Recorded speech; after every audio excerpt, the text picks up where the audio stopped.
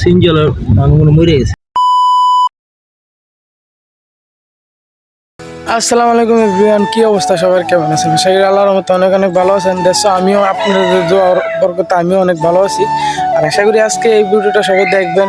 First of all আমি বলে দিই, আজকে যাচ্ছি আমরা ঢাকা এয়ারপোর্ট। আর কিভাবে যাই বা কেমনে কেমনে যাওয়া লাগে বা কোন জায়গায় জ্যাম থাকে বা ঢাকায় কোন জায়গায় কেমনি কি হয় ওগুলো আজকের এই ভিডিওতে সব কিছু তুলে ধরবো। আর ফাইনালি আমাদের গাড়ি চলে আসছে, আর এই গাড়ি দিয়ে আমরা সবাই এয়ারপোর্ট যাব।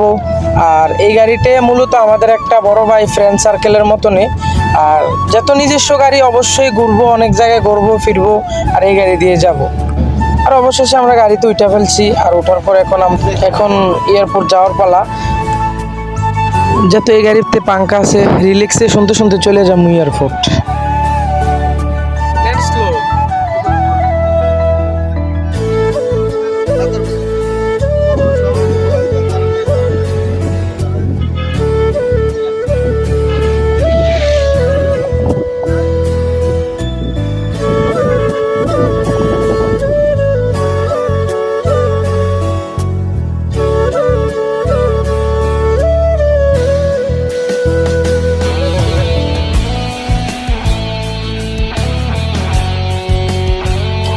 আর অবশেষে গরিপুর এসে একটা ব্রেক দিলাম। ব্রেক দেওয়ার উদ্দেশ্য হচ্ছে কিছু নাস্তা টাস্তা খামু।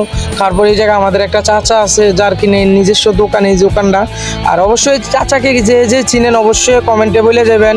আর এই চাচার বাড়ি হচ্ছে মহেশপুর, আমাদের মহেশপুরে। এই চাচা আমাদের মহেশপুরের সন্তান। আর কে চিনেন অবশ্যই জানাবেন।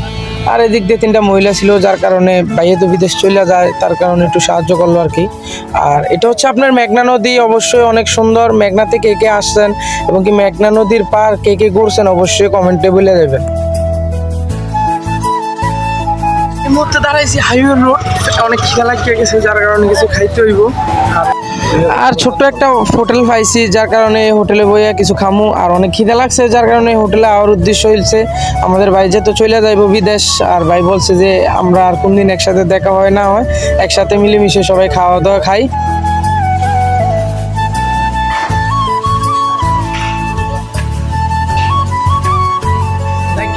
একটা মজার বিষয় হচ্ছে দেখেন, আমি কিন্তু যেই গাড়িতে বসে রয়েছি এই গাড়ির ড্রাইভার আমাদের প্রাণপ্রিয় বড় ভাই ইব্রাহিম ভাই কিন্তু আমার ভিডিওগুলো দেখতেছে।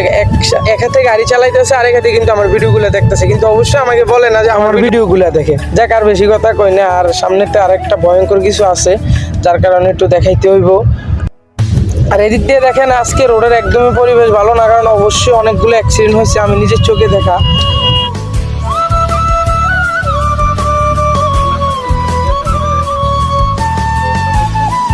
আর ফাইনালি আমরা এয়ারপোর্ট চলে আসছি। আর এয়ারপোর্টের ভিউগুলো অবশ্যই সুন্দর, কারণ এয়ারপোর্ট তো একসময় ছিল অনেক উন্নত।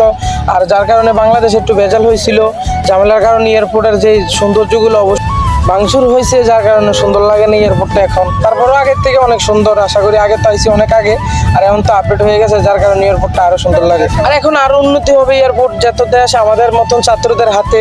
আর ছাত্ররা কোনোদিন চাইবো না যে দেশ একটা এলোমেলো থাক, ছাত্ররা চায় যে দেশটা একটু উন্নত হোক, যার কারণে আর উন্নত হবে আশা করি আমি। জায়গায় এসে কে কে কান্না করে গেছেন অবশ্যই কমেন্টে জানাবেন, আর কে কে হাসি খুশি গেছেন অবশ্যই জানাবেন।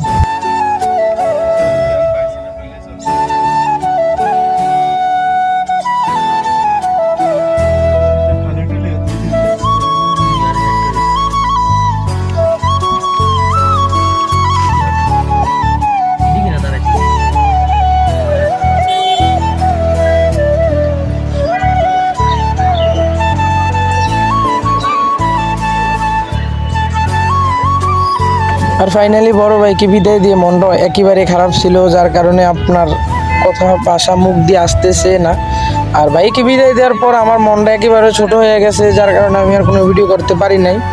আর ভিডিও না করার কারণ হচ্ছে যে যেহেতু আমার মনটা খারাপ, আমি কেমনি ভিডিও করবো। আর আজকে ভিডিওটা এই পর্যন্ত। সবাই ভালো থাকবেন, সুস্থ থাকবেন, সবাইকে আল্লাহ হাফেজ।